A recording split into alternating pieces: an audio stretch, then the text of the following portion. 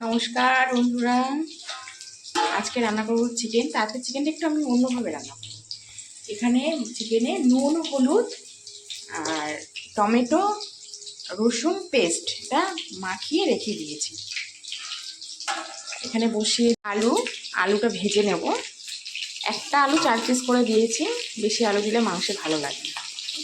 এটাকে ভালো করে ভেজে নেব। আলুটা ভেজে তুলে নিলাম। এই যে 4 পিস আলু। কড়ার মধ্যে তেল দিয়ে দিলাম। এবার দিয়ে দেবো, তেলের মধ্যে সাদা জিরে ফোড়ন দিয়েছি। এবার দিয়ে দেবো পেঁয়াজ। পেঁয়াজটাকে ভালো করে ভেজে নেব। পেঁয়াজটা লাল লাল করে ভাজা হয়ে গেছে। এখন দিয়ে দেবো আদা রসুনের পেস্ট।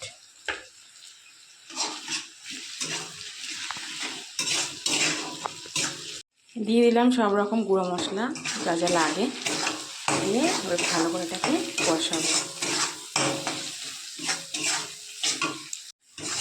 দেখো মশলা দিয়ে পুরো তেল ছেড়ে দিয়ে দিয়েছে।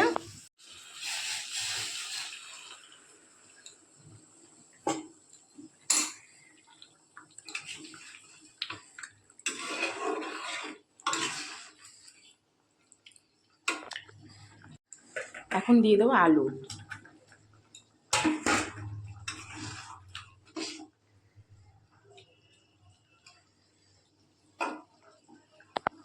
মাংসটা রান্না হয়ে গেছিলো, তো সেটা দিয়েই এই যে অল্প করে আলু মাংস দিয়ে শুকনো শুকনো করে বাবুকে ভাত খাইয়ে দেবো।